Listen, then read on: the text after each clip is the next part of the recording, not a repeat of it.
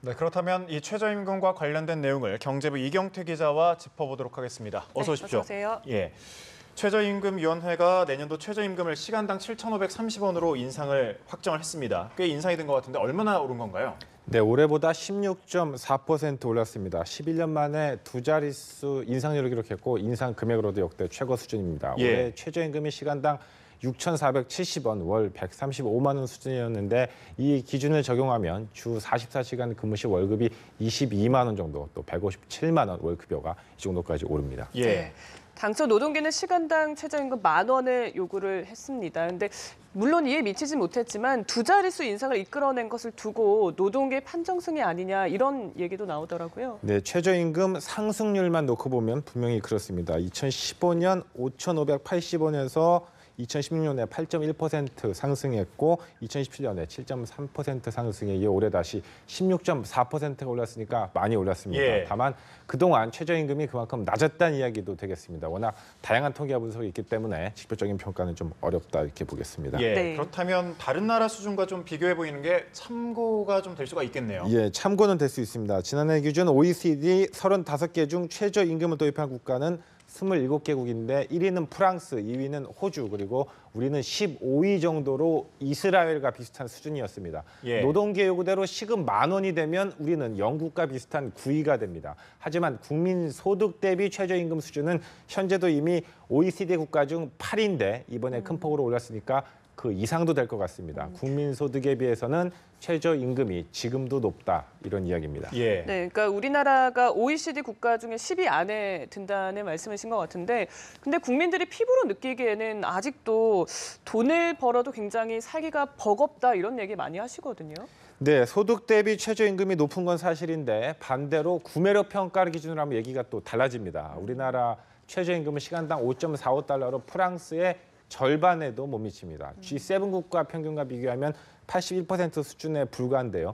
돈을 많이 버는 것 같아도 이 돈으로 정작 별로 할 게 없을 만큼 생계 예. 유지비가 많이 드는 그런 환경에 살고 있다 이런 이야기입니다. 네. 그래서일까 이 최저임금 상승률이 역대 최고치를 경신을 했는데 노동계 분위기가 생각보다 좀 밝지는 않은 것 같아요. 네, 먼저 근본적으로 물가 수준에 비춰서 최저임금 수준이 과연 높은가 예. 이런 문제 제기를 계속하고 있습니다. 이 임금으로 생활할 수 있는지 좀 확인을 해야 된다는 겁니다. 당장 최저임금이 10,000원 정도는 돼야 노동자도 좀 돈을 좀 쓰고 이 소비가 경제에 활력을 불어넣고 소득주도 경제 성장이 될 수 있다는 이야기인데 현재 월 최저임금인 135만 원.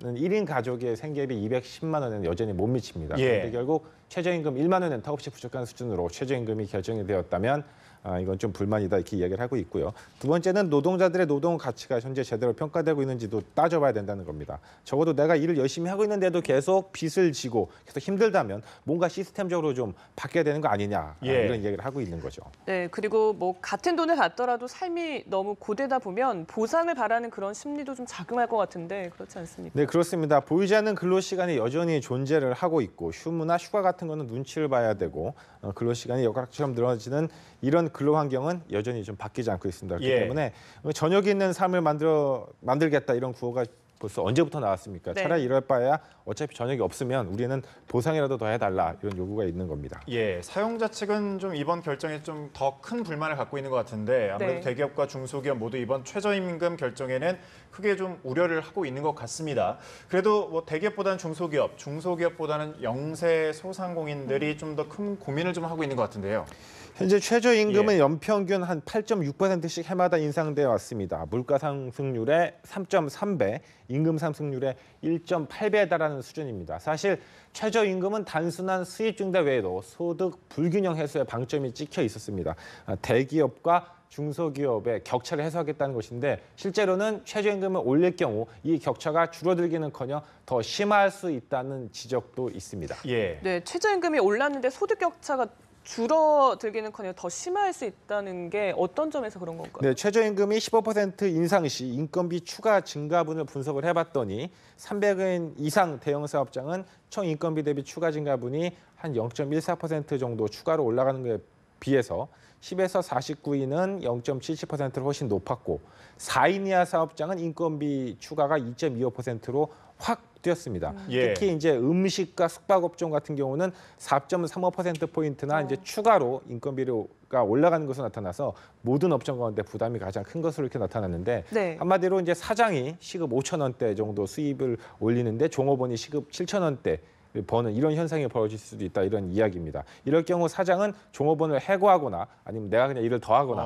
아니면 가족을 그냥 고용하거나 이렇게 할 수 있겠죠. 네. 아니면 폐업을 해버릴 수도 있기 때문에 이러면 뭐 돈 조금 올리려다가 일자리가 사지지 않느냐 이런 우려도 나오는 겁니다. 그러니까요. 말씀처럼 최저임금이 오르면 시급 자체는 좀 오를 수가 있겠지만 해고나 뭐 이런 문제가 또 발생하기 때문에 서민층 소득 자체가 아예 좀 줄어들 수 있다 이렇게 봐도 되겠네요. 예, 또 이렇게 급격히 임금 인상으로 제품 가격, 예. 뭐 제품이 아니라 음식 가격이 오를 수도 있죠. 그리고 또 지금은 무료로 받고 있는 서비스들까지도 유료화될 수도 있다는 이야기입니다. 삶이 한마디로 더 팍팍해질 수 있다 그런 경고를 내놓고 있는데 이번에 의결된 최저임금에 직접적인 영향을 받는 근로자는 463만 명으로 추정되는데 이 중 85% 이상은 중소사업장에 몰려 있습니다. 예. 네, 그래서 그런 우려들이 나오기 때문에 정부가 조금 전에 관련 대책을 발표했는데 어떤 내용이었습니까? 네, 김동연 부총리 겸 기획재정부 장관은 최저임금 인상이 혜택을 받는 분에게는 좋은 소식이지만 소상공인에게는 상당히 부담스러운 결정이 될 수 있다면서 최저임금 대책을 정부에서 신속하게 만들어 발표하겠다 이렇게 말했습니다.